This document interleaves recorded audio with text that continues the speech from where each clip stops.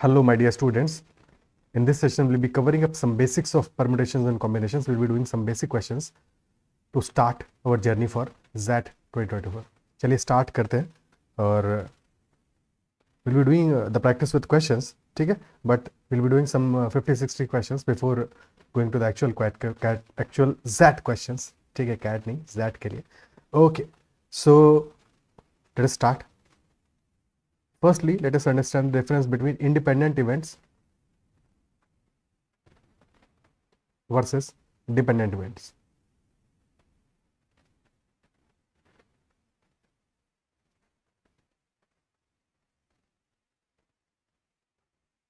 So for example, let us say there is a box, and in the box we have total 5 balls, 2 of them are yellow and 3 of them are green. Now we are taking out one ball out of these 5. ठीक है, we are taking out one ball out of these 5. So first ball हम निकाल रहे हैं, ठीक है. So we are taking out one ball, और अगर फर्स्ट बॉल जो हम निकाल रहे हैं वो हमारी ग्रीन निकलती है लेट अस से, ठीक है. फर्स्ट बॉल निकालने के तरीके कितने होंगे? 5 बॉल्स हैं, 5 में से कोई भी एक बॉल निकाल सकते हैं, इज दैट सो? ठीक है, तो फर्स्ट बॉल निकालने के 5 तरीके, बट 5 में से 2 ऐसे तरीके हैं जबकि ग्रीन बॉल निकलेगी, इज दैट सो? और अगर हमने ग्रीन बॉल निकाल के देखा कलर उसका, और कलर देख के फिर हमने उसको वापस रख दिया, कलर देख के फिर हमने उसको वापस रख दिया, और अगर हमने कलर देख के फिर से वापस रख दिया है, तो सेकंड बॉल निकालते समय भी बैग में 5 ही बॉल्स हैं, 5 बॉल्स हैं. और अभी भी जब हम ग्रीन बॉल निकालेंगे तो नंबर ऑफ वेज कितने होंगे? अभी भी हमारे पास क्या है? 5 ऑप्शंस, और इनमें से 2 केसेस में हमारी ग्रीन बॉल निकलने वाली है. क्लियर है? सो अभी भी अगर हमने वापस से बॉल को देख के और वापस से बॉल को बैग में रख दिया, यानी कि बैग वैसे का वैसा ही है जैसे फर्स्ट बॉल निकालने के टाइम पे था, तो हमारा सेकंड बॉल निकालने वाला जो इवेंट है that is not dependent on the outcome of first ball. That is not dependent, क्योंकि हमने जो भी आउटकम आया उसके बाद वो बॉल वापस से बैग में रख दी. लेकिन अगर इंस्टेड हमने फर्स्ट बॉल निकाली, फर्स्ट बॉल ग्रीन निकली, और उसके बाद में फर्स्ट बॉल को हमने कहीं सेपरेट रख दिया, अब बैग में सिर्फ 4 बॉल्स बची हैं. अब बैग चेंज हो गया हमारे लिए, सिर्फ 4 बॉल्स बची हैं जिनमें से कि 2 येलो हैं और 2 ग्रीन हैं. अब अगर हम सेकंड बॉल निकालते हैं तो हमारा आउटकम इस बात पे डिपेंड कर रहा है कि हमने जो पहली बॉल निकाली थी वो कौन सी थी. बिकॉज अगर फर्स्ट बॉल हमारी ग्रीन थी तब तो 2 येलो और 2 ग्रीन बची हैं, पर अगर फर्स्ट बॉल येलो थी तब फिर 1 येलो एंड 3 ग्रीन बची हैं, और दोनों ही केसेस में हमारा जो आंसर है वो डिफरेंट आएगा, इजंट इट सो? तो इंडिपेंडेंट और डिपेंडेंट इवेंट के बीच का फर्क यही है कि जब भी इवेंट्स इंडिपेंडेंट होगी तो हमारा पहली वाली इवेंट का आउटकम दूसरी वाली इवेंट के आउटकम पर डिपेंड नहीं करेगा, बट जब डिपेंडेंट होगी तो पहली वाली इवेंट के आउटकम पे डिपेंड होगा दूसरी वाली इवेंट का आउटकम. फॉर एग्जाम्पल, अगर हम यहाँ पे डाइस थ्रो करें तो डाइस को पहली बार, दूसरी बार, तीसरी बार, चौथी बार, चाहे जितनी बार क्यों ना थ्रो करो, डाइस के अगले थ्रो का आउटकम पिछले वाले थ्रो के आउटकम पे डिपेंड नहीं करता है. Is it clear? So dice throw is an independent event, कि हर बार जब हम थ्रो करेंगे तो हमारे पास 6 ही ऑप्शन होंगे, और हर बार 6 में से कोई एक ऑप्शन आने का प्रोबेबिलिटी 1/6 रहेगा, या इन जनरल टोटल 6 के 6 ऑप्शन में से कोई भी ऑप्शन हमारा आ सकता है. Is it clear? ठीक है, चलो अब क्वेश्चंस पे चलते हैं, छोटी छोटी बातों को समझते चलेंगे. हाँ, एक और छोटी सी बात कि कई बार क्वेश्चंस में क्या होगा कि हमें दिया होगा कि we have to choose either this और दिस, 2 में से कोई एक चूज करना होगा. जब भी हमारे पास ये चॉइस होगा तो हमेशा हम एडिशन अप्लाई करेंगे, वहां पे will be applying addition there. और कभी ऐसा होगा कि have to do this as well as this, जहां पे भी एंड होगा विल अप्लाई मल्टीप्लीकेशन. क्लियर? बाकी चीजें क्वेश्चंस में, फर्स्ट क्वेश्चन और क्वेश्चन स्टार्ट में बहुत इजी रहेंगे, बट डिफरेंस समझते हुए हर एक क्वेश्चन हम आगे स्टेप बाय स्टेप फटाफट चलते रहेंगे. और हर एक क्वेश्चन में वीडियो को पॉज करके या साथ में ही आपको पहले अपना आंसर देना है और उसके बाद में फिर आंसर देखना है. ठीक है? शुरू में तो गलतियां कम होंगी, बट धीरे धीरे गलतियां बढ़ना शुरू होंगी, और स्टेप बाय स्टेप इसीलिए चल रहे हैं सो दैट आपकी जो बाद वाली गलतियां हैं वो हम शुरू में सुधार सकें. ठीक है? बिकॉज गलतियां हमेशा बेसिक में ही होती हैं, बड़े क्वेश्चन में तभी प्रॉब्लम आती है. पहला क्वेश्चन है, if there are 3 routes to travel from New Delhi to Kanpur and 4 routes travel from Kanpur to Ayodhya, in how many ways can Raghav travel from New Delhi to Ayodhya via Kanpur? Okay, so from New Delhi to Kanpur to Ayodhya, New Delhi to Kanpur there are 3 routes, and then from Kanpur to Ayodhya there are 4 routes. Total number of veg कितने होंगे? Ultimately Raghav को new Delhi to Ayodhya जाना है, but via Kanpur जाना है, and is involve, and implies multiplication. New Delhi to Kanpur number of routes होंगे 3, Kanpur to Ayodhya 4, 3 into 4, our answer will be equal to 12. Easy question. Clear? Next question. Prachi has to travel from Lajpat Nagar to Sarojini Nagar. She can cover the distance via bus, car, scooter or walking. So there are 4 ways she can go: bus, car, scooter, or she can just walk. 4 ways. ठीक है, 4 ways are there and 2 routes are there. ठीक है, and 2 routes are there. ठीक है, so basically 4 ways and 2 routes, and is involved, multiply 4 into 2, answer will be 8 ways will be there. Clear? Next, Prachi has to travel from Lajpat Nagar to Sarojini Nagar. Same question, the only difference is in how many ways can Prachi go and come back. जाना भी है, लौट के भी आना है, while she is free to choose different modes of transport in her onward and toward journey. So कोई ऐसा condition नहीं है, she is free to choose, तो definitely यहाँ पे क्या आंसर होगा? जाते समय भी 4 into 2 और रिटर्न जर्नी में भी 4 into 2, और दोनों ही के केसेस से बात कर रहे हैं तो डेफिनेटली मल्टीप्लाई होगा 8 into 8, 64 वेज होंगे। क्लियर है? 64 वेज होंगे। बट अगर क्वेश्चन इंस्टेड हमारा कहता शी इज नॉट फ्री, जिस रास्ते से जाएगी उससे लौट के नहीं आएगी, जिस मोड ऑफ ट्रांसपोर्ट से जाएगी उससे लौट के नहीं आएगी। ठीक है, इफ ऐसा होता कि जिस रूट से जाएगी लौटने में वो रूट नहीं लेना है, और जिस मोड ऑफ ट्रांसपोर्ट से जाएगी लौटने में उस मोड ऑफ ट्रांसपोर्ट को यूज नहीं करना है, और बाकी क्वेश्चन सेम होता, तो हमारा आंसर क्या होता? इन दैट केस जाते समय, ठीक है, जाते समय there were 4 modes of transport, 4 में से कोई भी एक चूज कर लेती, 2 रूट्स, 2 में से कोई भी एक चूज कर लेती, बट लौटते समय अब एक मोड ऑफ ट्रांसपोर्ट कम हो जाएगा, बिकॉज जिसको चूज किया होगा अब उससे नहीं जा सकती, तो 3 हो जाएगा, और जिस रूट से चली गई थी अब उस रूट से भी नहीं जा पाएगी, तो 1 हो जाएगा। ठीक है, so answer will be 4 into 2 into 3 into 1, that will be equal to 8 into 3, 24 ways. क्या ये बात समझ में आती है? छोटा छोटा रेफरेंस है, बट क्या ये बात क्लियर होती है? ठीक है, okay, next question.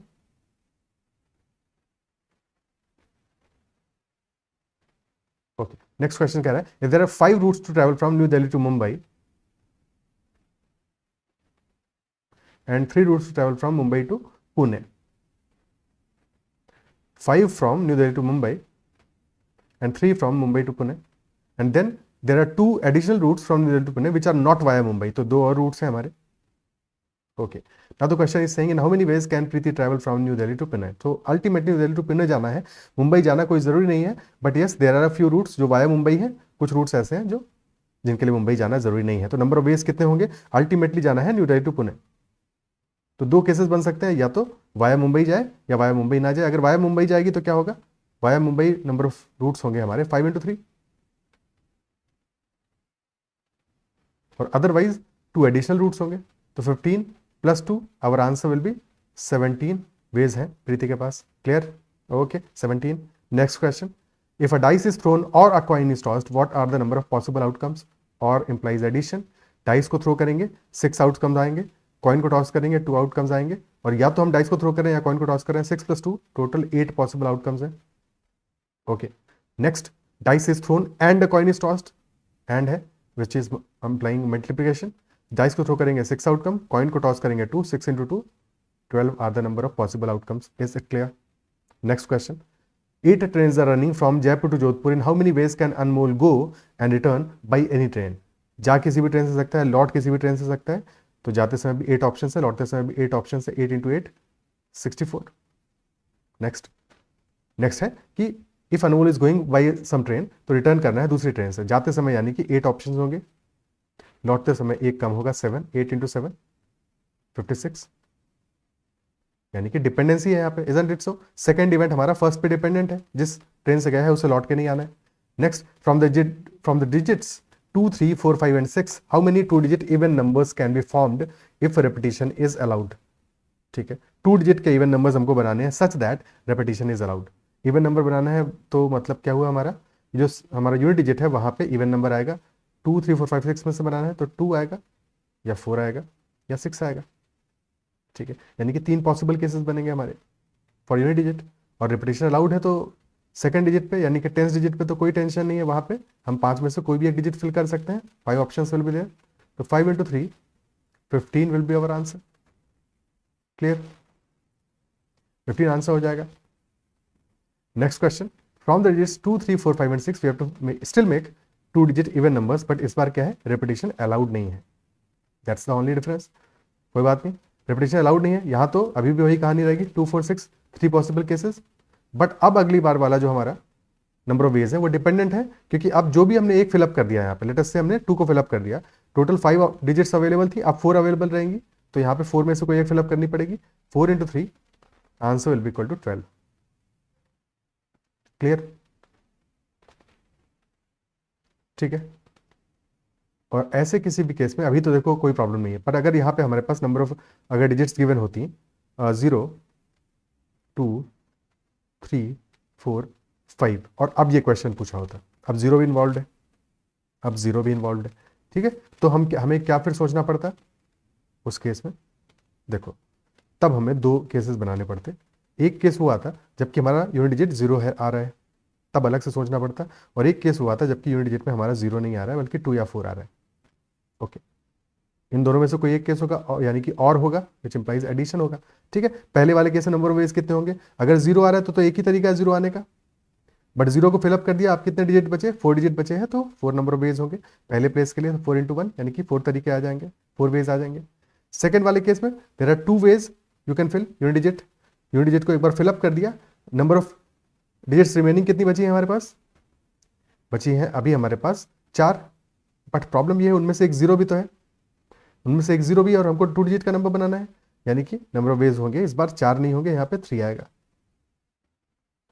So this will be 6, यानी कि टोटल 10 आंसर होगा हमारा। Is it clear? ठीक है, तो छोटी सी बात ये समझ में आनी है कि अगर 0 इन्वॉल्व हो जाता है तो फिर हमारा जो क्वेश्चन है उसका आंसर डिफरेंट हो जाएगा। Next, from the digits 2, 3, 4, 5 and 6 how many 2 digit odd numbers can be formed if repetition is allowed? ये तो कर लोगे, वही सेम चीज है। ठीक है, नेक्स्ट आगे बढ़ते हैं। In a question paper there are 3 questions, each question can be answered in 2 ways, either true or false. In how many ways can Jyoti answer these questions if all have to be attempted? सारे questions को attempt करना compulsory है। 3 questions हैं, हर एक question का answer क्या है? इधर ट्रू और फॉल्स, यानी कि हर एक क्वेश्चन में ज्योति के पास चॉइस है, या तो ट्रू अटेम्प्ट करे या फॉल्स अटेम्प्ट करे, and she has to attempt all. First भी करना है, सेकंड भी करना है, थर्ड भी करना है, first and second and third, यानी मल्टीप्लिकेशन 2 × 2 × 2, आंसर विल बी 2 का cube which is equal to 8. Next, in a question paper there are 3 questions, each question can be answered in 2 ways, in either true or false.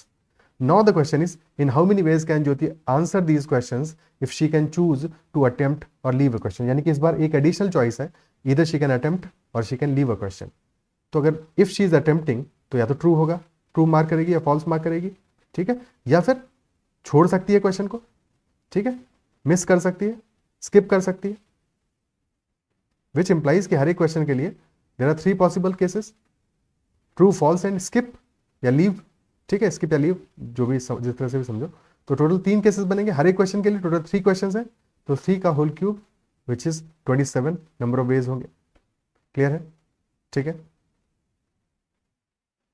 Next, Aditi, Shama and Karuna enter the lift cabin on the ground floor of a 5-floor office. You have to find the total number of ways in which they can leave the cabin if at a floor only one of them can leave the cabin beginning with the first. तो एक floor पे सिर्फ उनमें से कोई एक ही जा सकता है, और टोटल 5 फ्लोर का ऑफिस है। ठीक है, यानी कि Aditi, Shama and Karuna में से किसी भी एक को पहले का चॉइस दे देते हैं। तो पहले हमने लेटर से Aditi चूज करी है, तो Aditi के पास तो 5 ऑप्शन है, 5 में से किसी फ्लोर को चूज कर ले और वहां पे उतर जाए। ठीक है, देन एक बार Aditi ने चूज कर लिया, जो भी फ्लोर उसने चूज किया है, अब वो फ्लोर शमा के पास अवेलेबल नहीं है, और शमा को बचे हुए फ्लोर्स में से, बचे हुए 4 में से ही कोई एक चूज करना है, तो शमा के पास नंबर ऑफ चॉइसेस कितनी है? 4। करुणा के पास बचेगी 3 चॉइसेस, बिकॉज जो शमा चूज कर लेगी वो भी करुणा के पास ऑप्शन अवेलेबल नहीं होगा, और तीनों को चूज करना है, तो 5 × 4 × 3, answer will be 60। There are total 60 ways in which they can leave the cabin. Is it clear? ठीक है, नेक्स्ट, सिमिलर कंडीशन है, बट बाद में कह रहा है, from the total number of ways in which they can leave the cabin if at a floor only one of them can leave the cabin beginning with the first. Also it is known that Karuna does not leave at 5th floor. तो करुणा के लिए इस बार ये भी condition है कि करुणा 5th floor पे leave नहीं कर रही है, तो टोटल नंबर ऑफ वेज हमारे कितने होंगे? ठीक है, पिछले वाले केस में हमारा कोई कंडीशन नहीं था किसी भी तरह का। क्लियर है? इस बार ये कंडीशन है Karuna does not live at the 5th floor. तो अगर हमें कंडीशन करुणा के लिए दिया है तो सबसे पहले हम चॉइस करुणा को करने देंगे, बिकॉज उसके पास एक एडिशनल कंडीशन भी है। अब अगर करुणा सबसे पहले चूज करेगी और 5th फ्लोर पे वो नहीं लीव किया तो उसके पास चॉइसेस कितनी बची? 4 चॉइसेस बची हैं। 4 चॉइसेस बची हैं करुणा के पास, इजंट इट सो? करुणा ने लेट अस सपोज कोई एक फ्लोर चूज किया, लेट अस से उसने फ्लोर नंबर 3 चूज कर लिया है, ठीक है, कोई ना कोई चूज किया होगा, 5th नहीं चूज करेगी ये पक्का है, तो 4 चॉइसेस है उसके पास। अब करुणा ने एक फ्लोर चूज कर लिया, बचे कितने फ्लोर हैं? अभी भी 4 फ्लोर बचे हैं, पिछले वाले केस में भी 4 फ्लोर बचे थे, ठीक है। अब किसी भी एक से चूज करवा दो। अगर अब क्षमा चूज करेगी तो 4 ऑप्शन है उसके पास, कोई भी एक वो भी चूज कर लेगी, लेटेस्ट से सेकंड कर लिया। अब अदिति के पास 3 ऑप्शन बचेंगे, टोटल नंबर ऑफ वेज हो जाएंगे 3 × 4 × 4 विच इज 48। तो answer will B 48। Is it clear? पिछले क्वेश्चन इसमें डिफरेंस क्या है कि पिछले क्वेश्चन में जब पहले पर्सन ने चूज किया था उसके पास 5 चॉइसेस अवेलेबल थी, बट यहाँ पे क्योंकि करुणा के पास एक कंडीशन था कि 5th फ्लोर पे उसको नहीं लीव करना है, तो पहले हमने करुणा से इसीलिए चूज करवाया। Is it clear? क्योंकि पहले किसी और से चूज करवाओगे तो प्रॉब्लम हो जाएगा, फिर आपका आंसर गलत आ जाएगा, फिर प्रॉब्लम करोगे। तो जब भी कभी कंडीशन गिवन हो किसी एक पे, तो आपको सबसे पहले उसको चॉइस देना है, उससे सिलेक्शन करवाना है, ठीक है? Okay, next question. In how many ways can 5 prizes be given away to 6 girls when each girl is eligible for all the prizes? हर एक गर्ल हर एक प्राइज के लिए एलिजिबल है, तो in how many ways can 5 prizes be given away to 6 girls? यानी कि किसी भी गर्ल को मल्टीपल प्राइज भी मिल सकते हैं, एक से ज्यादा प्राइज भी मिल सकते हैं, ठीक है। तो हर एक प्राइज के लिए क्या डिस्ट्रीब्यूट कर रहे हैं हम? देखो यहाँ पे ऐसे क्वेश्चन में क्योंकि कंफ्यूजन होता है बहुत बार बच्चों को कि 5 टू द पावर 6 होगा कि 6 टू द पावर 5 होगा, तो हमेशा ये चीज याद रखनी है कि हम दे क्या रहे हैं, डिस्ट्रीब्यूशन क्या कर रहे हैं। डिस्ट्रीब्यूशन कर रहे हैं हम प्राइजेस का, प्राइज दे रहे हैं लड़कियों को, तो फॉर एग्जाम्पल, और एक लड़की को मल्टीपल प्राइज भी मिल सकते हैं, लास्ट लाइन का मतलब यही है, ठीक है। तो जब पहला प्राइज गिवन दिया जा रहा है तो पहले प्राइज के लिए कितनी चॉइसेस हैं? 6 गर्ल्स हैं, 6 में से किसी भी एक को मिल सकता है। For the first prize there are 6 choices, for the second also there are 6, because एक लड़की को मल्टीपल प्राइज भी मिल सकते हैं। थर्ड के लिए भी 6 है, एंड 6 एंड 6, और पांचों प्राइजेस तो देने हैं, तो answer will be 6 to the power 5, ठीक है। ओके, और अगर इंस्टेड ऐसा होता है कि एक गर्ल को एक ही प्राइज मिल सकता है, तो फिर उस केस में पहले के लिए 6 चॉइसेस होती है, दूसरे के लिए 5, देन 4 × 3 × 2, पर इस क्वेश्चन में ये नहीं है, इसमें 6 टू द पावर 5 आंसर होगा। 6 girls appeared for a test. In how many ways top 5 rankers can be arranged if no 2 girls get same marks in the test? तो इस बार क्या है, टॉप 5 रैंकर्स अरेंज करने हैं। तो सिमिलर जो बाद में डिस्कस किया हमने कि पहले रैंक के लिए, फर्स्ट रैंक के लिए देयर आर 6 ऑप्शंस, कोई एक फर्स्ट रैंक पे फिलअप हो जाएगा, फिर सेकंड रैंक के लिए 5 ऑप्शंस होंगे, थर्ड के लिए 4, देन 3, देन 2, तो answer will be 6 × 5 30 × 24 720। Clear? Okay, next, a set of 6 questions contain true false type questions. If all the students answer differently from others and must attempt all the questions, then maximum how many students can take the test? 6 questions है, हर एक question में choices क्या है? True और false, और all the students answer differently from others and must attempt all the questions. यानी total कितने types of answers हमारे बन सकते हैं, क्योंकि हर एक ने डिफरेंट आंसर किया है। पहले क्वेश्चन के लिए there are 2 choices, for the second question also there are 2 choices, total 6 questions हैं, यानी कि 2 to the power 6 total cases बनेंगे, total number of ways to answer 2 to the power 6, तो आंसर विल बी 64। क्लियर? ठीक है, 64 total number of ways to answer होगा। अब यहाँ पे एक दो छोटी सी बातें और साथ में समझ लेते हैं। अगर 64 total number of ways to answer है, इसमें से एक ऐसा तरीका होगा, ओनली वन, जबकि सारे ट्रू मार्क किए होंगे। कोई एक ऐसा स्टूडेंट होगा जिसने सारे सही किए होंगे, ऑल करेक्ट, ठीक है, सिर्फ एक ऐसा स्टूडेंट होगा जिसने सारे सही किए होंगे, ठीक है। ऑल रॉन्ग करने वाला, ऑल करेक्ट से, this is not all correct, true और फॉल्स में से कोई एक करेक्ट ऑप्शन होगा, ठीक है, बट ये समझ लो सारे के सारे ट्रू ही था, सबका सही आंसर, तो कोई एक ही करेक्ट होगा। अगर कोई ट्रू कोई फॉल्स, जो भी पैटर्न होगा, बट अल्टीमेटली सिर्फ एक बंदा कोई ऐसा होगा जिसने सारे क्वेश्चंस का सही आंसर किया होगा, ठीक है।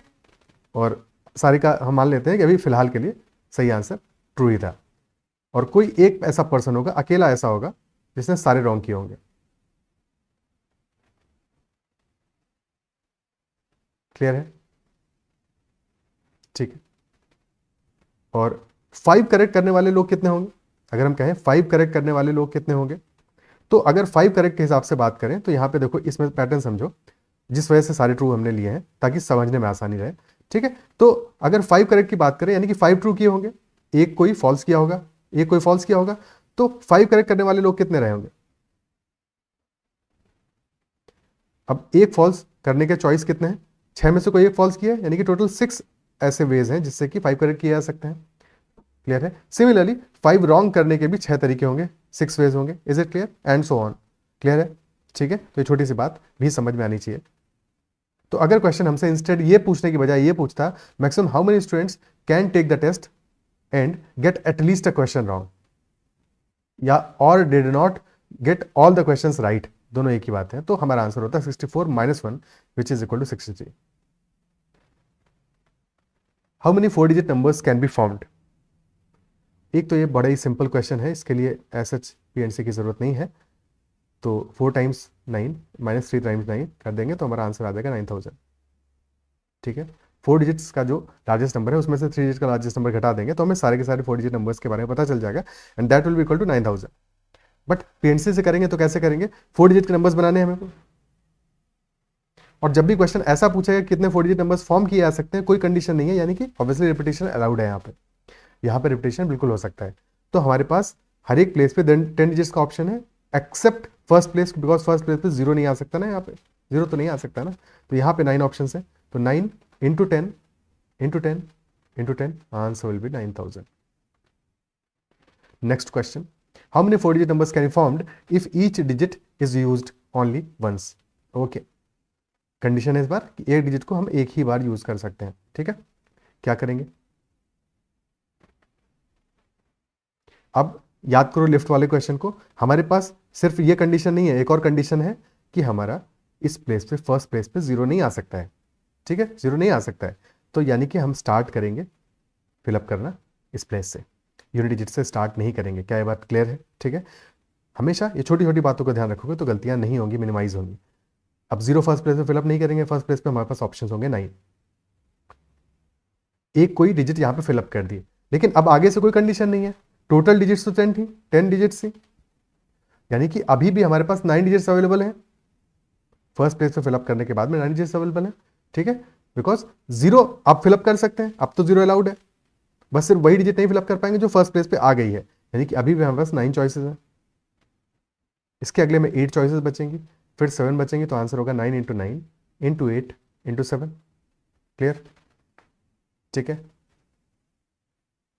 Next question, how many 5 digit odd numbers can be formed such that each digit is used only once?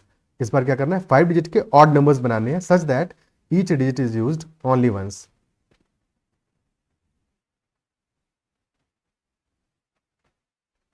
हर डिजिट को एक बार ही यूज करना है।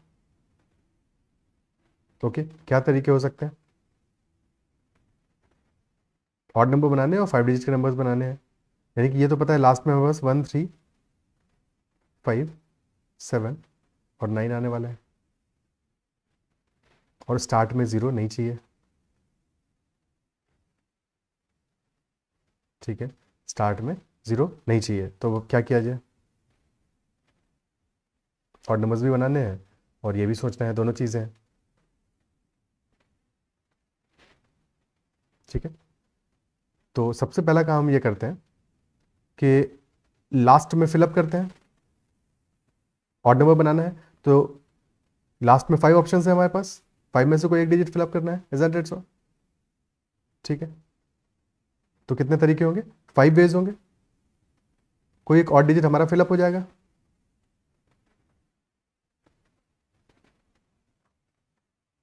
ठीक है, लेटेस्ट से हमने 3 को फिलअप कर दिया वहां पे।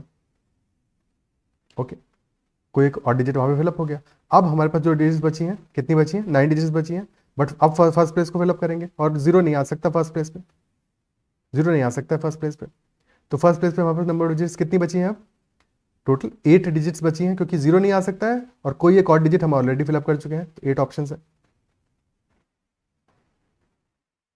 क्लियर? और एक डिजिट यहाँ पे भी फिलअप कर दी, तो अब आगे के लिए भी 8 ऑप्शन बचेंगे, फिर 7 बचेंगे, फिर 6 बचेंगे, तो answer will B 8 into 8 into 7 into 6 into 5. Clear? So answer will B this one, this much. कोई दिक्कत? ओके, ठीक है.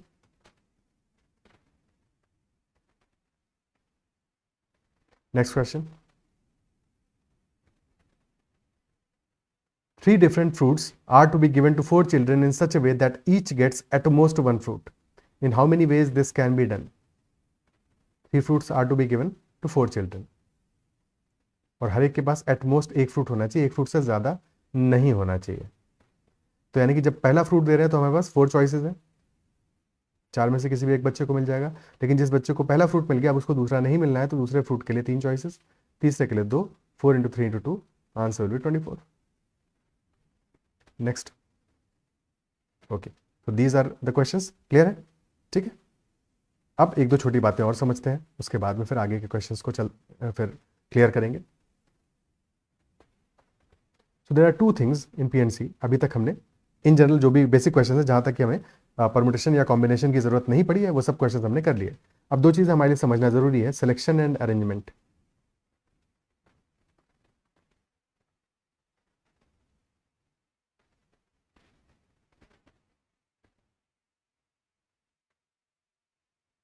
जहां पे भी सिलेक्शन होगा वहां पे हम यूज करेंगे combination,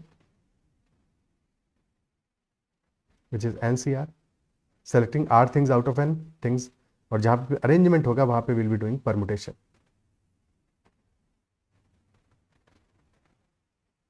which is n P r, arrangement of r things out of n things.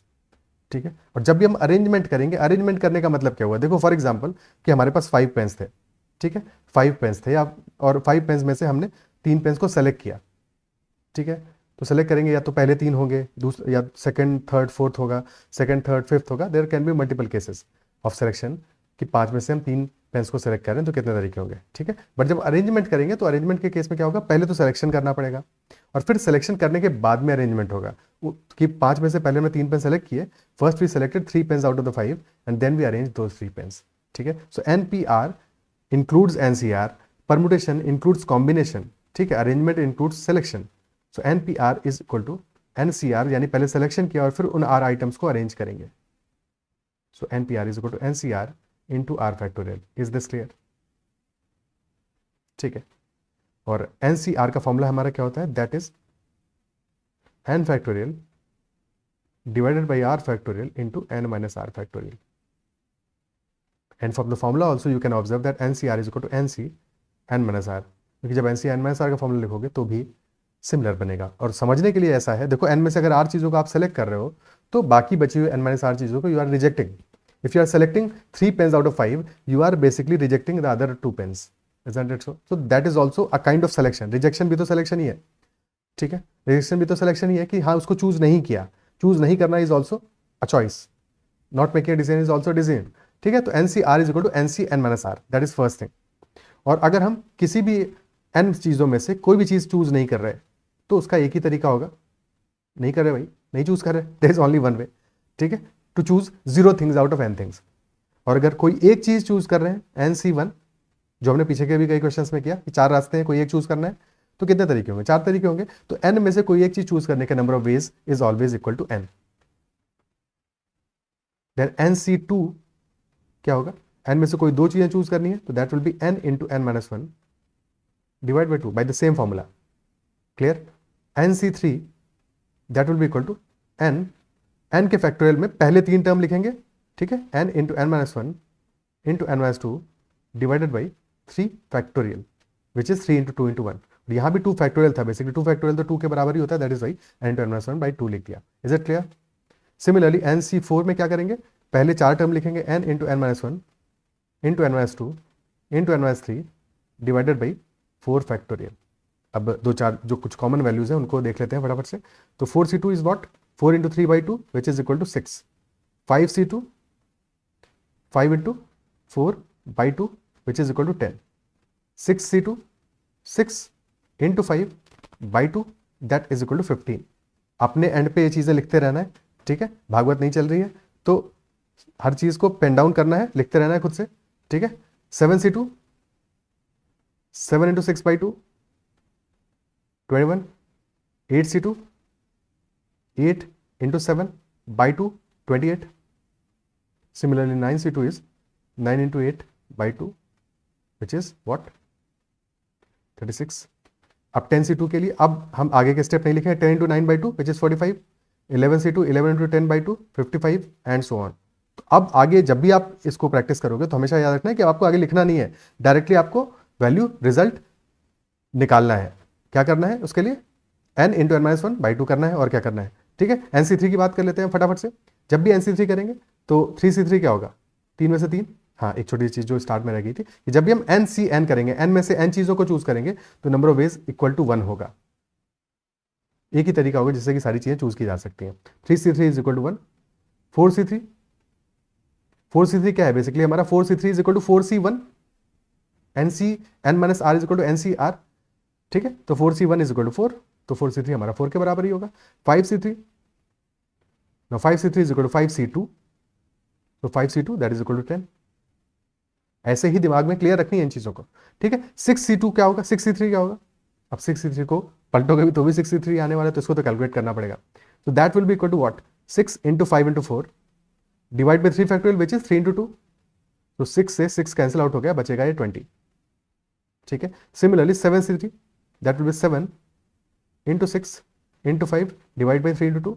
6 से 6 कैंसिल आउट हो जाएगा, बचेगा 35. तो ये पैटर्न याद रखना है 6C3 में, 7C3 में और सिमिलरली 8C3 में कि इनमें क्या होगा? 6 हमारा कैंसिल आउट हो जाएगा 3 फैक्टोरियल से.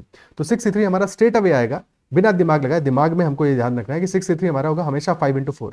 6 कैंसिल आउट हो जाएगा भाई 3 फैक्टोरियल से. 7C3 होगा 7 इंटू 5, 6 कैंसिल आउट हो जाएगा. और 8C3 होगा 8 इंटू 7 बिकॉज 6 तो कैंसिल आउट हो जाएगा. बॉस 56 आंसर होगा इस केस में. ठीक है, तो ये चीजें बिल्कुल दिमाग में बिल्कुल प्रैक्टिस में रखना है. ये छोटी छोटी वैल्यूज हैं जिनको आप याद रखोगे तो आपका स्पीड इंप्रूव होगा और अननेसेसरली आप बार बार इनको कैलकुलेट करते नहीं बैठोगे. ठीक है, 9C3 क्या होगा? इसको तो कैलकुलेट करना पड़ेगा. तो 9 into 8 into 7 divide by 3 into 2.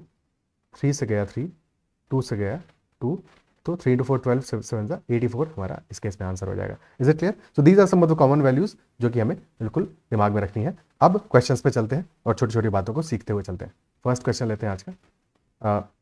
PNC के बाद ये सब चीज़ें सीखने के बाद NCR और हाँ NPR वाला आइटम्स रह गए. ठीक है, पर उसको आगे देख लेंगे. नहीं, आगे नहीं देखेंगे. इन how many veg, different ways can the letters of the given words be arranged. ठीक है, तो उसको अरेंजमेंट को भी देख लेते हैं फटाफट से. तो इसके बाद में नाउ लेट अस से वी हैव टोटल 5 आइटम्स या 5 लेटर्स है हमारे P, Q, R, S and T and we have to arrange these 5 letters. इनका अरेंजमेंट करना है. ठीक है, तो बिल्कुल सिमिलर चीज है. अरेंज करना है तो क्या करेंगे? P, Q, R, S, T को अरेंज करना है. पहले वाले प्लेस पे 5 ऑप्शन है, आगे 4 होंगे, फिर 3 होंगे, फिर 2 होंगे, फिर 1 होंगे, क्योंकि जिसको लेटर को हमने जहां पे फिलअप कर दिया अब आगे तो वो नहीं आएगा ना. ठीक है, तो जब भी अरेंजमेंट करेंगे तो वहां पे तो कभी रिपीटेशन अलाउड नहीं होता है. अरेंजमेंट में कभी भी रिपीटेशन अलाउड नहीं होगा एज लॉन्ग एज कि हमें दिया है कि हमें डिजिट से नंबर फॉर्म करना है. That is a different thing. But अगर ऑलरेडी हमारे पास आइटम्स हमको गिवन है कि दीज आर द आइटम्स, ठीक है, डिफाइन किया हुआ है कि आइटम्स है और उनको अरेंज करना है आपस में, तो कभी भी आपस में अरेंज करें उनको तो रिपीटेशन कभी भी अलाउड नहीं होगा. यानी कि यहाँ पे हमें गिवन है P है, Q है, R है, S है, T है. There are 5 letters that are specifically given. ठीक है, और इनसे ही हमें अपना कोई वर्ड बनाना है. ठीक है, तो इन जनरल ऐसे केस में रिपीटेशन अलाउड नहीं होगा. ठीक है, पर जब क्वेश्चन फॉर्म होगा तो वहां पे एक एक बातें डिस्कस करते हुए चलेंगे. तो अगर कभी भी हम 5 आइटम्स को अरेंज करें नंबर ऑफ वेज होगा हमारा 5 फैक्टोरियल, या n आइटम्स को अरेंज करें नंबर ऑफ वेज होगा n फैक्टोरियल. क्लियर है? ठीक है, और इसके अलावा कुछ को साथ में लेना है, कुछ को अलग रखना है, तो वो चीज़ें विद क्वेश्चंस. पहला क्वेश्चन है हमारा कि इन how many different ways can the letters of the given words be arranged. Pencil है सबसे पहले, पेंसिल. अब पेंसिल में क्या है? 6 लेटर्स है और इनको अरेंज करना है आपस में. सारे के सारे लेटर्स हमारे डिफरेंट हैं तो नंबर ऑफ वेज कितने होंगे? स्ट्रेट अवे 6 फैक्टोरियल हो जाएगा, कुछ करना ही नहीं है, विच इज इक्वल टू 720. अब आते हैं, बात करते हैं सक्सेस की. सक्सेस में कितने लेटर्स हैं? 1 2 3 4 5 6 7 लेटर्स आर देयर. बट पंगा है, थोड़ा सा पंगा क्या है, यहाँ पे 2 C हैं, 2 C हैं और 2 S है, 2 S है. तो 7 लेटर्स को अरेंज करने के तरीके तो इस बार भी कितने होंगे? n फैक्टोरियल यानी कि 7 फैक्टोरियल. बट ये जो 2 C हैं ये भी तो आपस में अरेंज होंगे. और ऐसा समझो कि मान लो कि हमने लिखा सक्सेस, सक्सेस C1 C2. अब इसके बाद C1 और C2 को अपने आपस में रिप्लेस कर दें, तो क्या सक्सेस पे कोई फर्क पड़ेगा? कोई फर्क नहीं पड़ेगा, तब भी सक्सेस तो सक्सेस ही रहेगी। ठीक है, तो सक्सेस को कोई फर्क नहीं पड़ता कि आप दो सी को आपस में चेंज करते हो। तो इनका जो आपस का अरेंजमेंट है वो हमें डिवाइड करना पड़ेगा, क्योंकि उसकी वजह से हमारे केसेस मल्टीपल बन रहे हैं, एक ही केस को हम बार बार काउंट कर रहे हैं, डबल काउंटिंग हो रहा है। ठीक है, तो इसलिए हम दो सी हैं तो 2 फैक्टोरियल से डिवाइड करना पड़ेगा। सिमिलरली 2s है तो उसके लिए भी 2 फैक्टोरियल से डिवाइड करना पड़ेगा। ठीक है, बेसिकली इन जनरल समझो टोटल 7 लेटर्स हैं, तो हम डिवाइड क्या कर रहे हैं, बाकी जो 1 1 है उनके लिए भी 1 फैक्टोरियल से डिवाइड करेंगे। ठीक है, पर वो लिखने की जरूरत नहीं, बिकॉज 1 फैक्टोरियल यानी कि 1 ही होता है, तो 1 से डिवाइड करके कोई रिजल्ट पे फर्क नहीं पड़ता है, इसलिए हम इन वैल्यूज को लिखते नहीं है। और आंसर हो जाएगा 7 फैक्टोरियल बाई 4। ठीक है, 7 फैक्टोरियल है हमारा 5040, डिवाइड बाई 4 करेंगे तो आंसर विल बी 1260। क्लियर है? ओके, आगे बढ़ते हैं। Next question, next is saying in how many different ways can the letters of the word Lucknow be arranged if all words start with C. पहला condition है कि all words start with C. अगर हम सी से word start कर रहे हैं तो उसके बाद में कितने हमारे पास टोटल कितने लेटर्स हैं? 7 लेटर्स हैं, तो सी के बाद में 6 बचे, और इन 6 पे अरेंज करना है। सारे के सारे लेटर्स हमारे लखनऊ में डिफरेंट है, तो कम से कम वो प्रॉब्लम नहीं है। 6 फैक्टोरियल आंसर आ जाएगा स्ट्रेट अवे। सी तो सबसे पहले ही आ गया स्टार्ट में, बाकी बचे हुए 6 में से अरेंज करना है, तो 6 फैक्टोरियल तरीके से अरेंज हो जाएंगे। नेक्स्ट है all words start with vowel. Vowel कितने हैं लखनऊ में? यू एक वॉवेल है, ओ एक वॉवेल है, तो 2 वॉवेल्स आर देयर, यानी कि स्टार्ट में कोई भी वॉवेल आ सकता है। तो वॉवेल यानी कि यू और ए में से कोई भी, यू और ओ में से कोई भी एक आ सकता है, यानी कि पहले प्लेस के लिए there are 2 choices, 2 choices are there, but कोई एक वॉवेल हमने फिलअप कर दिया। इसके बाद में आगे के लिए तो अभी भी 6 लेटर्स ही बचे हैं, यानी कि 6 फैक्टोरियल। तो 2 इंटू 6 फैक्टोरियल इस केस में आंसर आ जाएगा हमारा। छोटी छोटी बातें समझते चलना है इनको। तो पहले वाले केस में आंसर था 720, यहाँ पे आंसर है हमारा 720 इंटू 2 यानी कि 1440। So all words start with vowel, answer will be 1440। Next है vowels always come together. Vowels क्या है, हमेशा साथ में आएंगे, वो अलग अलग नहीं आना चाहते। ठीक है, तो जब भी कोई 2 3 4 जितने भी लोग हैं जो साथ में आ रहे, जितने भी आइटम्स हैं हमारे जो साथ में आना चाहते हैं, जो साथ में आना चाहता है उनको हम साथ में ही रख देंगे। ठीक है, यानी कि उनको ग्रुप कर देंगे, विल ग्रुप देम। तो यू और ओ का हम एक ही ग्रुप बना देंगे। अब यू और ओ साथ में आ गए, इसके अलावा एल है अपना, सी है, के है, एन है, डब्ल्यू है, यानी टोटल अब हमारे पास कितने आइटम्स हो गए अरेंज करने के लिए? यू और ओ को साथ में ही रखेंगे, टोटल आइटम्स हो गए 1 2 3 4 5 6 आइटम्स हो गए जिनको अरेंज करना है, तो नंबर ऑफ वेज होंगे हमारे 6 फैक्टोरियल। Is it clear? ठीक है, 6 फैक्टोरियल। लेकिन लेकिन लेकिन अभी क्वेश्चन खत्म नहीं हुआ है, बिकॉज ये जो ग्रुप है हमारा यू और ओ का, इस ग्रुप के अंदर यू और ओ बोलेंगे आपस में कि यार हमें आपस में तो अरेंज होने दो। चलो ठीक है कि अलग अलग नहीं हो सकते, पर आपस में तो अरेंज हो सकते हैं ना। ठीक है, तो आपस में अरेंज कर दो भाई इनको, यू और ओ को। कितने तरीके होंगे? 2 फैक्टोरियल, 2 आइटम्स हैं, 2 फैक्टोरियल तरीके से अरेंज होंगे, तो answer will be 6 factorial into 2 factorial which is 1440। Is it clear? ठीक है, आगे बढ़ते हैं। Next, in how many different ways can the letters of the word editorial B arranged if vowels never come together. Vowels कभी भी साथ में नहीं आएंगे। ठीक है, वॉवेल्स हैं कौन कौन से यहाँ पे? ई है, आई है, ओ है, आई है, ए है। टोटल लेटर्स हैं एडिट 4, ओरियल 5, यानी कि 9 लेटर्स हैं,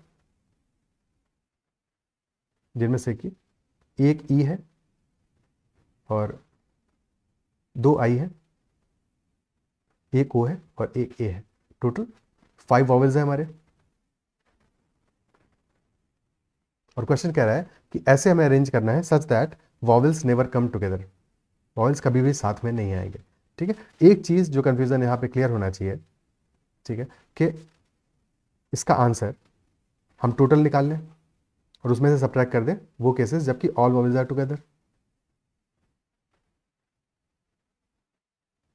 ये नहीं होगा।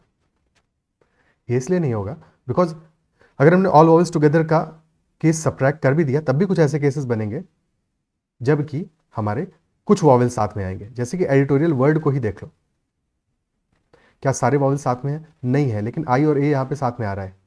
ठीक है, तो अगर टोटल में से ऑल वॉवेल्स टुगेदर वाला केस घटा भी दोगे तो भी इस तरह के केसेस नहीं सब्ट्रैक्ट होंगे, ये केसेस नहीं सब्ट्रैक्ट होंगे। तो ये ध्यान रखना है कि डिफरेंस क्या है। ठीक है, तो हम टोटल में से ऑल वॉवल्स टुगेदर वाला केस नहीं सब्ट्रैक्ट करेंगे, हमें सेपरेटली ये केसेस निकालने पड़ेंगे जबकि वॉवल्स कभी भी साथ में नहीं आएंगे। और जब साथ में नहीं लाना है वॉवल्स को, तो हम क्या करेंगे, पहले उन चीज़ों को, कंडीशन किस पे है, वॉवल्स पे है। ठीक है, तो वॉवल्स को पहले नहीं रखते हैं, पहले हम रख लेते हैं कॉन्सोनेंट्स को, और फिर उसके बाद में वॉवल्स को फिट इन करेंगे। ठीक है, तो कॉन्सोनेंट्स हमारे कौन कौन से बचे, 4 बचे हैं। बचा है डी, बचा है टी, बचा है आर, बचा है एल। तो इनको पहले हम अरेंज कर दें, इनको number of ways of arrangement कितना होगा, 4 फैक्टोरियल, 4 फैक्टोरियल होगा। अब इनको एक बार अरेंज कर दिया, अब वॉवेल को हम यहाँ पे रख सकते हैं, एक वॉवेल यहाँ रख सकते हैं, एक यहाँ रख सकते हैं, एक यहाँ और 2 एंड पॉइंट पे। टोटल कितने प्लेसेस बचे हमारे पास, 5, और 5 ही वॉवेल्स हैं, यानी कि 5 के पांचों प्लेसेस को हमें सेलेक्ट करना है ऑब्वियसली। ठीक है, और 5 से सिलेक्शन होगा। इसके बाद में इन 5 वॉवेल्स को अरेंज करेंगे वहां पे, तो number of ways of arrangement कितना आ जाएगा, दैट विल बी 5 फैक्टोरियल। लेकिन हमारे 2 आई है इनमें से, तो डिवाइड बाई 2 फैक्टोरियल भी करेंगे। So our answer will be 4 factorial into 5c5 into 5 factorial divided by 2 factorial. Is it clear? ठीक है, 4 फैक्टोरियल यानी 24, 5c5 यानी कि 1, 5 फैक्टोरियल यानी कि 120 और डिवाइड बाई 2, तो 120 इंटू 12 1440 हमारा आंसर आ जाएगा। Okay, next question, in how many different ways can the letters of the word digest be arranged in such a way that vowels occupy only the even positions? vowels सिर्फ even position occupy करेंगे। So these are even positions, vowels यहीं पे आने वाले हैं। Vowels हैं कौन कौन से, आई है और ई है, 2 वॉवेल्स हैं और इवन पोजिशंस 3 हैं, बड़ी नाइंसाफी है। ठीक है, तो वॉवेल्स के पास चॉइसेस अवेलेबल है, इसका मतलब है कि 3 में से पहले में 2 प्लेसेस सेलेक्ट करने पड़ेंगे 3c2 से, जहाँ पे कि वॉवेल्स आने वाले हैं। और एक बार वो 2 प्लेसेस सेलेक्ट हो गए तो फिर वहाँ पे फिर वॉवेल्स को अरेंज कर देंगे 2 फैक्टोरियल से। एक बार वॉवेल्स हमारे अरेंज हो गए, अब इसके बाद में 4 लेटर्स बचे हैं और उनको अरेंज करना है, 4 प्लेसेस बचे हैं, 4 फैक्टोरियल वो अरेंज हो जाएंगे। 3c2 into 2 factorial into 4 factorial which is 3 into 2 into 24 which is 144। Is that clear? ठीक है, so answer will be 144। Next question, a club has 20 members, in how many ways can we choose a 4-person committee? तो 20 में से 4 person को हमें choose करना है, number of ways होंगे 20c4। Next, in a box there are 8 red and 5 blue balls. In how many ways can one select 3 blue and 3 red balls? तो 3 हमें blue balls सेलेक्ट करनी है और 3 red balls सेलेक्ट करनी है। blue ball select करने के cases कितने होंगे, 5c3 और रेड के लिए 8c3, 5c3 into 8c3.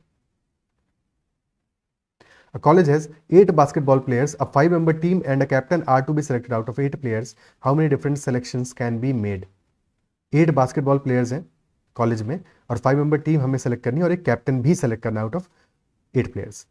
ठीक है, तो कैप्टन तो टीम में ही होगा ना, तो सबसे पहले क्या करें हम, 8 में से 5 मेंबर्स को सेलेक्ट करें। नंबर ऑफ वेज कितने होंगे, 8c5, और फिर इन 5 में से कोई एक कैप्टन होगा, तो number of ways of selection of captain will be 5c1। ठीक है, इसके बाद ये ध्यान रखना 8c5 इंटू 8c1 नहीं करना है, बिकॉज जो भी कैप्टन होगा वो हमारा टीम का मेंबर भी तो रहेगा। ठीक है, 8c5 into 5c1 will be our answer. 8c5 क्या है, 8c5 इज 8c3 और 8c3 कितना होता है, 8 into 7 56 into 5, so answer will be 280।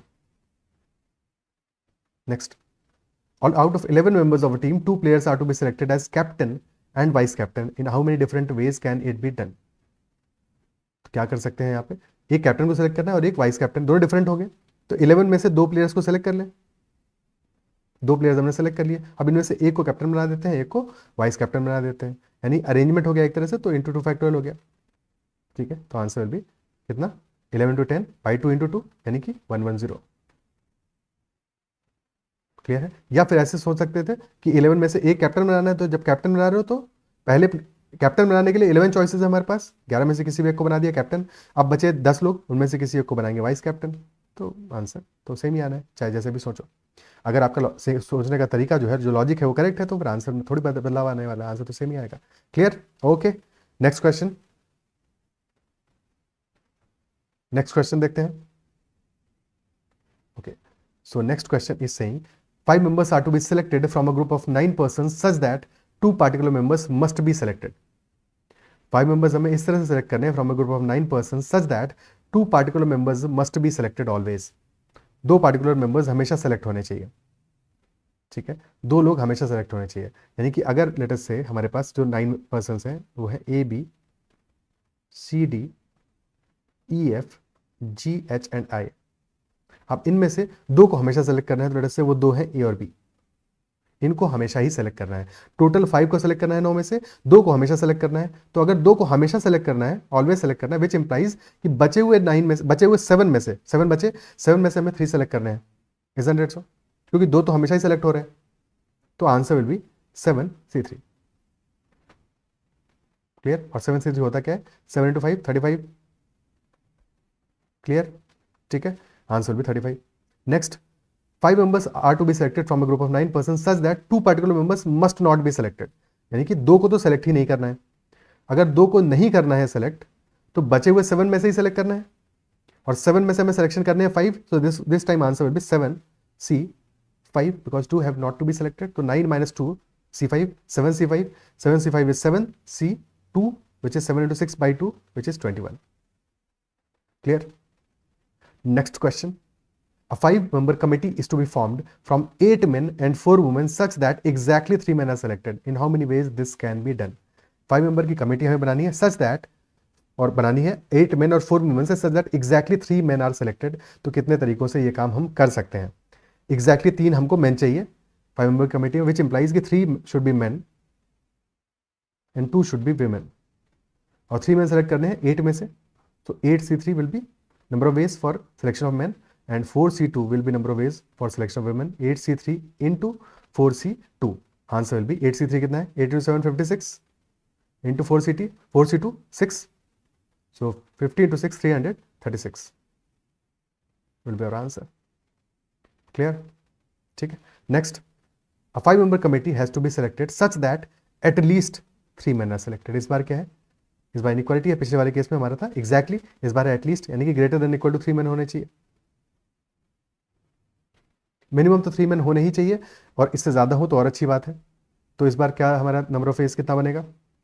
Greater than equal to 3 men है, तो एक केस बनेगा हमारा जबकि 3 men होंगे 2 women होंगी। सेकेंड केस होगा जबकि 4 men होंगे 1 woman होगी।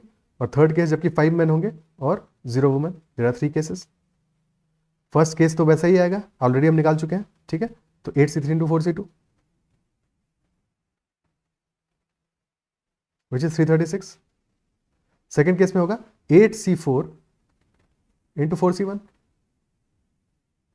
ठीक है। तो 8C4 कितनी वैल्यू आएगी? 8765। 8 फैक्टर के पहले 4 term divided by 4 into 3 into 2 into 1।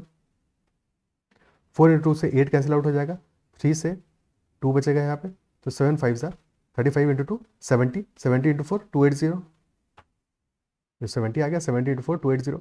Next है 8C5 into 4C0। 8C5 is nothing but 8C3 only, तो यानी कि 56 into 4C0 तो 1 ही है, तो दिस इज ऑल्सो 56। अब इन तीनों को ऐड कर देंगे, हमारा आंसर आ जाएगा। Is it clear? ठीक है। Next question, a 4-member committee is to be formed from 6 men and 4 women such that committee should have at least 1 woman representative। 4-member committee हमें इस तरह से फॉर्म करनी है from 6 men and 4 women such that committee should have at least 1 woman representative, यानी कि कम से कम एक वुमन रिप्रेजेंटेटिव होना चाहिए। क्या केसेस बन सकते हैं? 4 मेंबर की कमेटी है, तो केसेस हमारे बन सकते हैं कि 1 वुमन हो, 3 men हो, या 2 women हो, 2 men हो, या 3 women हो, 1 man हो, या 4 women हो और 0 man हो। ये 4 केसेस बनेंगे, ठीक है। इनको हम कैलकुलेट कर सकते हैं। पहला वाला केस में क्या होगा? 1 woman यानी कि 4C1 into 6C3। Second case में 4C2 into 6C2। Third case में 4C3 into 6C1 and last but not least 4C4 into 6C0। 4C1 into 6C3 कितना होगा? That will be 4 into 6C3 will be 20, 4 into 20 80। second 4C2 6 into 6C2 15 90। Third case 4 into 6 24। और fourth case होगा हमारा 1 into 1, that will be 1 only. So ये सारे cases को हम add कर देंगे, हमारा आंसर आ जाएगा। बट क्या इतना करने की जरूरत है इस केस में? हमारा कंडीशन क्या है, एटलीस्ट वन वुमन रिप्रेजेंटेटिव हो। तो हम ये भी कर सकते हैं कि टोटल केसेस निकाल लें और टोटल में से वो केसेस सब्ट्रैक्ट कर दें जबकि कोई भी वुमन नहीं रही हो, नो वुमन सेलेक्टेड, तो भी हमें एटलीस्ट वन वाला केस मिल जाएगा। Isn't it so?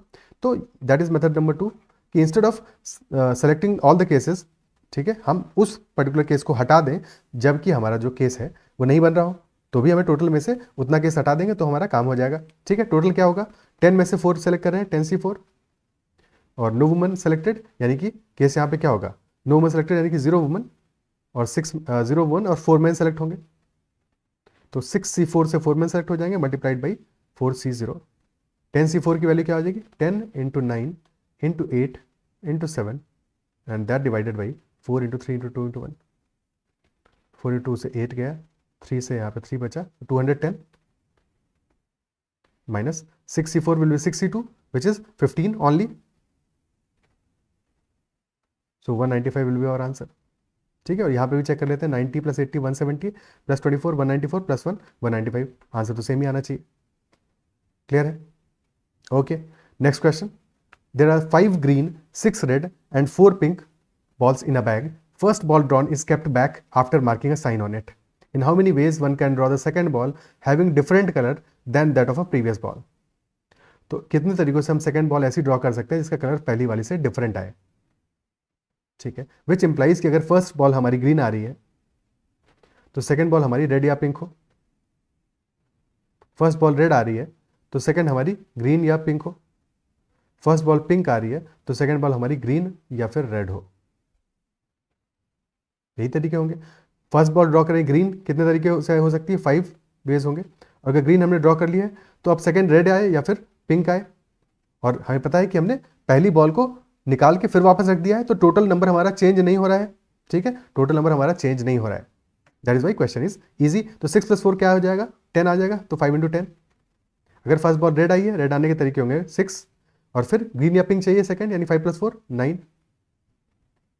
First pink आई है, नंबर ऑफ वेज इज 4, और फिर हमको चाहिए ग्रीन या फिर red, green plus red is 11, तो 4 × 11। और ये भाई या तो पहला वाला केस होगा या सेकंड केस होगा और या फिर थर्ड केस होगा, तो यहां बीच में एडिशन आ जाएगा। Our answer will be 50 plus 54 plus 44 which will be equal to 148। Clear? ठीक है, 148 हमारा आंसर आ जाएगा। Next question. Next is, a box contains 10 balls out of which 3 are red and the rest are blue. In how many ways can a random sample of 6 balls be drawn from the bag so that at the most 2 red balls are included in the sample and no sample has all the 6 balls of the same color? तो box में 10 balls हैं हमारी, out of which 3 are red and rest are blue, यानी कि 3 red balls हैं हमारी और 7 blue balls हैं। In how many ways can a random sample of 6 balls be drawn from the bag so that at most 2 red balls are included in the sample and no sample has all the 6 balls of the same color? ठीक है, at most हमें चाहिए 2 red balls which implies कि या तो 1 red ball हो, 5 blue balls हो, या फिर 2 red balls हो और 4 blue balls हो। 0 red ball हो नहीं सकती बिकॉज सारी 6 बॉल सेम कलर की नहीं होनी है। दो ही केसेस हैं। पहले केस में कितने नंबर वेज होंगे, 3C1 × 7 C5, और सेकेंड केस में होगा 3C2 × 7 C4। 3C1 is 3 और 7C5 is nothing but 7C2 only, 7C2 होगा 21, 63 हो जाएगा। सेकेंड केस में 3C2 is 3 only, 3C1 3C2 दोनों ही सेम है, और 7C4 is 7C3 which is 7 × 5 which is 35, यानी 105 हो जाएगा। टोटल नंबर वेज आ जाएंगे 105 प्लस 63 which is 168। ओके, ठीक है, next question. There are 13 railway stations between Kanpur Central and Lucknow, including both. How many types of second class tickets have to be printed so that a passenger can travel from any station to any other station? किसी भी station से किसी भी station तक जाना है, ठीक है, कितने ऐसे टिकट्स प्रिंट करने पड़ेंगे? ओके, सो 13 में से कोई 2 स्टेशन चूज करने पड़ेंगे, 13C2 तरीके से चूज होंगे। और फिर ये हो सकता है, भाई देखो कानपुर से लखनऊ जा सकता है तो लखनऊ से कानपुर भी तो आ सकता है, यानी कि दोनों साइड के टिकट हमें हमारे पास होनी चाहिए। 13C2 × 2 which is will be equal to what 13 into 12 156। या फिर ऐसे भी सोच सकते थे कि पहले हम पहला सेलेक्ट करें जहां से ट्रेन निकलेगी, ठीक है, जहां से from some station A to B होगा हमेशा टिकट, ठीक है। तो ए सेलेक्ट करने के नंबर ऑफ वेज होंगे 13, और फिर जो ए सेलेक्ट कर दिया वो बी नहीं होगा तो इंटू 12, दोनों एक ही बात है। Next question, when 4 fair dice are rolled simultaneously in how many outcomes will at least one of the dice show 3? 4 fair dice को हमने रोल किया है simultaneously, in how many outcomes will at least one of the dice show 3? कम से कम एक dice तो 3 show करे, ठीक है। तो केसेस बनाने पड़ेंगे कि एग्जैक्टली एक डाइस हमारा 3 शो करे, ठीक है, ठीक है। केसेस बनाने पड़ेंगे एग्जैक्टली एक शो करे, एग्जैक्टली 1 शो 3, फिर आएगा exactly 2 shows 3, exactly 3 show 3, and फिर लास्ट में एग्जैक्टली 4 शो 3। तो ये 4 केसेस हमें बनाने पड़ेंगे, ठीक है, और फिर आंसर निकालना पड़ेगा। बट बेटर क्या होगा, बेटर ये होगा इसकी वजह हम करें टोटल केसेस निकाल लें और उसमें से वो केसेस घटा दें जबकि no 3 is shown. Total cases कितने आएंगे, हर एक डाइस पे 6 ऑप्शंस है, 6 टू द पावर 4, और अगर कोई भी 3 नहीं आने वाला है तो यानी कि 3 के अलावा बाकी सब आएंगे, 5 ही ऑप्शंस बचे, 3 नहीं आएगा बस, यानी कि नंबर ऑफ वेज हो जाएंगे 5 to the power 4, 6 to the power 4 minus 5 to the power 4, और 6 की पावर 4 होता कितना है, that is 1296, 5 to the power 4 is 625, so answer will be 671। Clear है, ठीक है, सो आंसर विल बी 671, कोई दिक्कत। Next question, if letters of the word Sachin are arranged in all possible ways and these words are written out as in dictionary, then the word Sachin appears at serial number. Sachin का serial number क्या होगा? अगर हमने letters of the word Sachin को arrange किया है in all possible ways and these words are written out as in dictionary, then the word Sachin appears at what serial number? Alphabetical order में हम arrange करें, डिक्शनरी में alphabetical order में arrange. जब भी ऐसा क्वेश्चन करना है, ठीक है, तो हम क्या करेंगे, सबसे पहले जो लेटर्स हैं हमारे उनको अल्फाबेटिकल ऑर्डर में लिखो। तो ए सबसे पहले आएगा, then C, then H, then I, then N and then S. और सचिन वर्ड तो एस से बनने वाला है, तो पहले तो हमें सारे वर्ड्स बनाने पड़ेंगे ए सी एच आई और एन से, उसके बाद में ही सचिन का नंबर आएगा। Isn't it so? ठीक है, क्या ये बात क्लियर है? और यहां पे हमारे सारे के सारे लेटर्स डिफरेंट हैं, ये सारे लेटर्स हमारे डिफरेंट हैं। सबसे पहले ए से कितने लेटर बनने वाले हैं, अगर हम ए से स्टार्ट करेंगे कितने लेटर बनेंगे, स्टार्टिंग ए से हो रहा है, उसके बाद में कितने लेटर बचे हमारे, टोटल 6 थे, यानी कि 5 बचे हैं, तो 5 फैक्टोरियल विच इज 120 हमारे लेटर्स बनेंगे ए से। सिमिलरली सी से भी 120 बनेंगे, एच से भी 120 बनेंगे, आई से भी 120 बनेंगे और एन से भी 120 बनेंगे, यानी कि 600 तो हमारे वर्ड्स बन गए हमारे ए सी एच आई और एन से। एस से बनने वाला सबसे पहला वर्ड क्या होगा, you can clearly see that A C H I N is the alphabetical order, so S से बनने वाला सबसे पहला वर्ड ही होगा हमारा S A C H I N, यानी कि इसका जो प्लेसिंग होगा वो होगा 601। क्या ये बात समझ में आती है? ओके, ठीक है, क्लियर है? That will be the answer, 601 will be the serial number. Next question है, if letters of the word apple are arranged in all possible ways and these words are written out as in dictionary, then the word apple appears at what serial number? इस बार क्या है, इस बार हमारा P 2 बार repeat हो रहा है।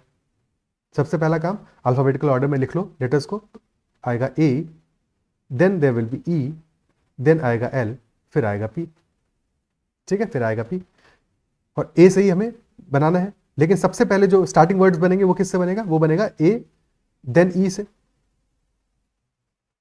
ए E से बनेगा। ए ई से बनने वाले वर्ड्स कितने होंगे, अब ए ई के बाद में हमारे पी पी एल 3 लेटर्स बचे हैं, तो number of ways of arrangement कितना होगा 3 फैक्टोरियल, लेकिन इनमें से 2 पी है तो डिवाइड बाई 2 फैक्टोरियल करना पड़ेगा, so this will be equal to 3।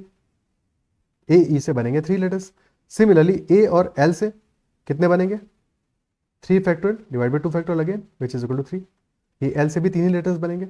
इसके बाद में आएगा अपना ए पी, ठीक है, तो ए देन पी। अब इसके बाद में मैनुअली काउंट करेंगे बिकॉज अब ज़्यादा लेटर्स हमारे बचे नहीं हैं, तो ए पी से बनने वाला अगला वर्ड कौन सा होगा, ए और पी आ गए हैं, ठीक है, हमारे टोटल 2 पी थे, ए और पी आने के बाद में और क्या बचा है, ई एल पी और बचे हुए हैं, ठीक है। सबसे पहला वर्ड आएगा ई एल पी, फिर आएगा A P E P L, clear है। फिर इसके बाद में क्या आएगा, ई आ चुका, ई आ चुका इस प्लेस पे, अब इस प्लेस पे क्या आएगा, एल आएगा। तो this would be A P L, और ए पी और एल ले लिया, अल्फाबेटिकल ऑर्डर हमेशा देखते रहो, इसीलिए बगल में लिख के चलना है, A P L E P, फिर आएगा A P L P E, L वाले भी कवर अप हो गए, ठीक है। देखो यहाँ पे क्योंकि बहुत लिमिटेड थे, एक या दो ही बनने वाले थे, इसलिए हमने ऐसे किया, अदरवाइज यहाँ पे भी हम अब लिख लेते हैं कि ए पी ई से कितने बनेंगे, तो 2 आते, फिर ए पी एल से कितने बनेंगे, वो भी 2 आते, ठीक है। इसके बाद में आएगा अब ए पी पी से बनने वाले, ए पी पी से बनने वाला पहला कौन सा होगा, A P P E L, और फिर बनेगा A P P L E, 6 ये हो गए, और ये हमारे ये भी 6 हैं, यानी कि 12th प्लेस पे आएगा हमारा एप्पल।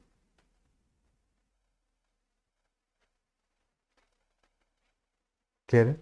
जहाँ पर रिपीटेशन होगा वहाँ पर थोड़ा सा कॉशियस होना जरूरी होगा, क्योंकि गलती होने की संभावना ऐसे क्वेश्चंस में ज़्यादा होगी जबकि हमारा रिपीटेशन होगा लेटर्स का, जैसे यहाँ पे एप्पल में पी 2 बार आ रहा है। इज इट क्लियर, ठीक है, ओके। तो फर्स्ट सेशन जो हमारा पीएनसी का है बेसिक्स का, वो यहाँ पे समाप्त होता है, एंड होता है। और सेकंड सेशन में भी शायद हम कुछ 20-30 क्वेश्चंस और करेंगे, और उसके बाद में फिर जैट में जो प्रीवियस ईयर में क्वेश्चंस आए हैं उनको करेंगे। सेकंड सेशन भी आज ही अपलोड हो जाएगा, और अगर सेशन पसंद आया है तो उसको लाइक जरूर करना है, चैनल को अब तक सब्सक्राइब नहीं किया है तो जरूर कर लीजिएगा। किसी भी क्वेश्चन में अगर छोटा सा भी कोई डाउट रहा है तो कमेंट में मेंशन कर देना है, और उस डाउट को भी हम रिजॉल्व करेंगे। और ये सेशन हम कर ही इसलिए रहे हैं सो दैट जब अच्छे क्वेश्चन हमारे आए जहाँ पे कि मल्टीपल कॉन्सेप्ट इन्वॉल्व हो या क्वेश्चन में कॉम्प्लेक्सिटी बढ़े, तो वहाँ पे हम फंसे नहीं, अटके नहीं, और वहाँ पे भी हम एक्यूरेसी से क्वेश्चंस को सॉल्व कर सकें, ठीक है। That's all for this session.